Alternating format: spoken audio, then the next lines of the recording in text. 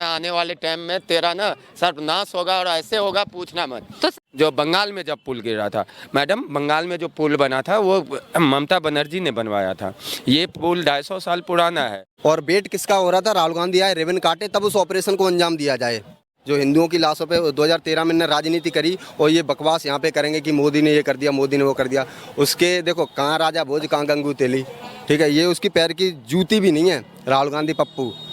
तो भारत जोड़ो यात्रा नहीं है, ये भारत तोड़ो यात्रा है, जिसके बाप दादा ने देश के टुकड़े किए धर्म के नाम पर। क्या कहेंगे सर? इसमें भ्रष्टाचार का मुद्दा तो है ही, लेकिन भ्रष्टाचार किया किसने है पहले आपको ये देखना पड़ेगा। जब इस कंपनी को कॉन्ट्रैक्ट मिला था 25 साल के लिए, उस टाइम गुजरात में बीजेपी की सरकार नहीं थी, किसी और की सरकार थी। और एक चीज़ और गौर करना पड़ेगा, मैं थोड़ा सा लिंक से हट करके आपसे बात कर रहा हूँ।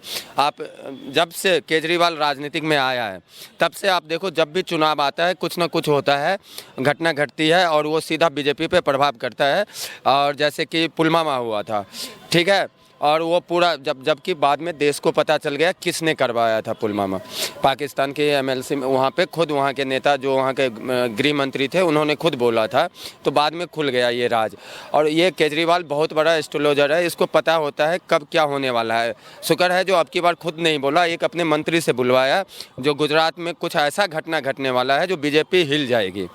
इसका मतलब है इसको पता था कुछ ना कुछ। जब मनीष सिसोदिया जेल जाता है इसको 15 दिन पहले पता चल जाता है, इसकी मंत्री कोई भ्रष्टाचार में फंसता है ये 15 दिन पहले बोल देता है।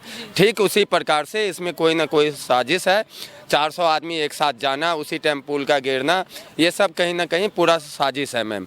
ठीक है, इसमें बीजेपी का या किसी एक पार्टी का, बहुत सारे लोग ये भी बोल रहे हैं, आज मैंने देखा था, आप भी अभी सवाल उठाए थे, जो बंगाल में जब पुल गिरा था मैडम, बंगाल में जो पुल बना था वो ममता बनर्जी ने बनवाया था।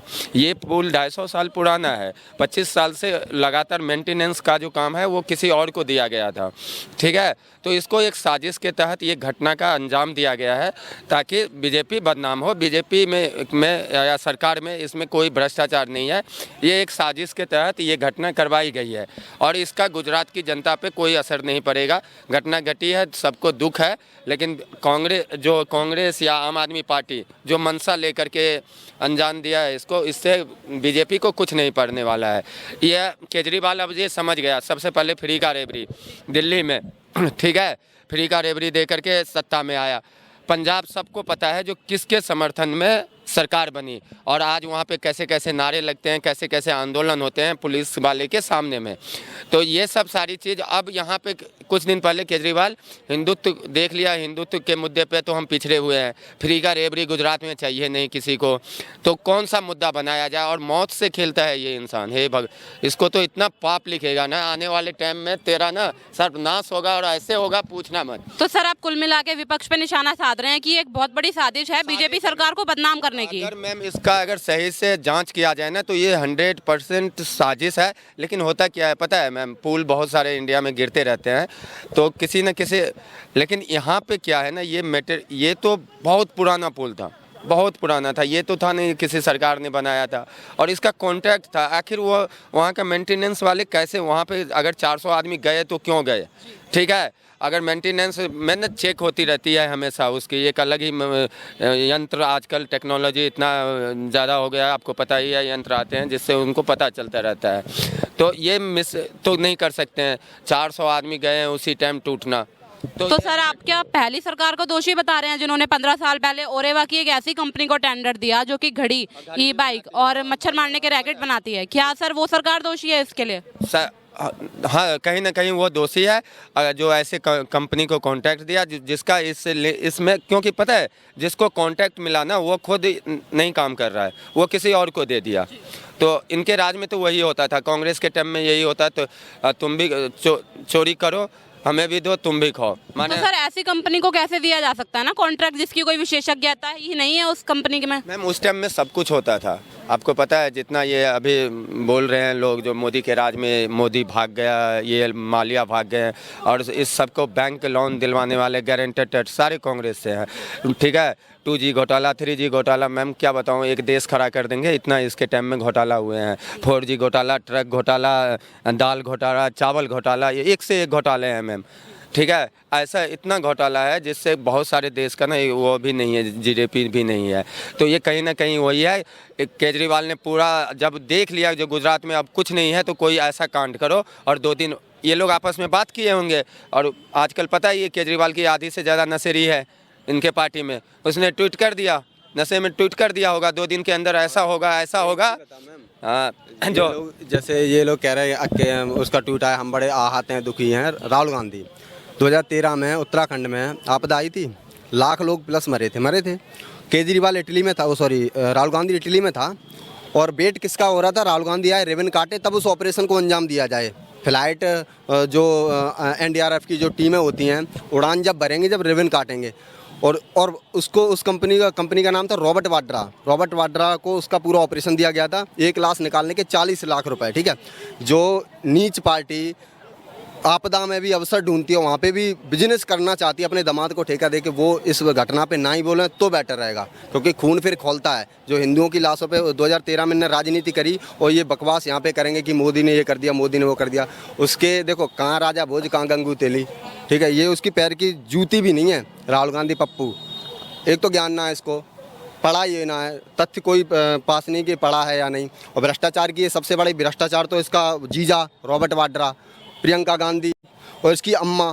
एक बार बता, बार में नाचने वाली 40 साल पहले बार में नाचती थी, वो कुछ गलत नहीं बोला, एंटोनिया माइनो बार में नाचती थी, स्वामी जी ने भी बोला, और वहाँ पे लिखित में भी है। ठीक है, और वो 10 लाख करोड़ की संपत्ति की मालिक कैसे बन गई? अरे 10 लाख, ठीक है, इतनी ज़्यादा कितनी भी हो XYZ, इतनी है कि विश्व में 4थी सबसे रईस महिला है। कहाँ से आ गई भैया? इटली से लाई थी, इटली में तो नाचती थी, लंदन में नाचती थी, फिर कहाँ से आई? और ये भ्रष्टाचार पे ज्ञान दें तो कितना बकवास लगता है।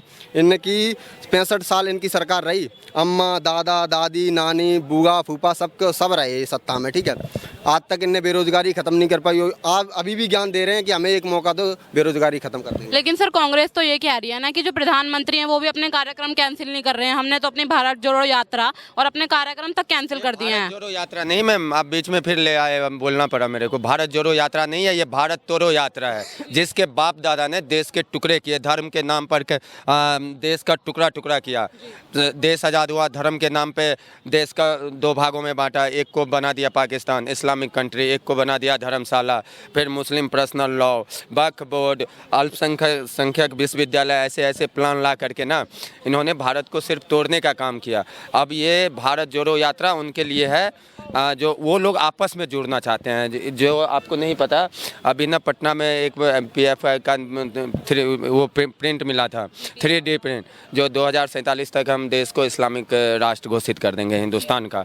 तो गजबा हिंद का एक पार्ट है, जो ये तो शुक्र करो जो मोदी और योगी जैसे नेता आ गए, जो इनके प्लान थोड़ा और आगे चले गए और ये लोग अपने में अलग होते गए। तो अब ये देख गए जो हमारा तो जो भी ये गजबा हिंद का जो था, हिंदुस्तान को इस्लामिक राष्ट्र बनाने का, वो तो अब जा रहा है। तो ये आपस में उसको जोड़ रहे हैं, टुकड़े गैंग, खटिया गैंग, अरबल नक्सल गैंग, इन सबको आपस में जोड़ रहे हैं ताकि इनका मकसद पूरा हो 2047 वाला। ये भारत जोड़ो यात्रा, इसको गलती से भी कभी मत बोलना, ये भारत तोड़ो यात्रा है। और ये जो हादसा है वो हुआ है ना मैम, ये 100% साजिश है। अरविंद केजरीवाल बहुत ही गिरा हुआ राजनेता है। आज के डेट में अगर इस हिंदुस्तान में कोई भी राजनेता है ना, तो अरविंद केजरीवाल से ज़्यादा गिरा हुआ कोई भी नहीं है। ये वही है, उसकी क्या पाप कितनी गिनती कर पाऊँ। ठीक है सर, बहुत बहुत धन्यवाद हमसे बातचीत करने के लिए।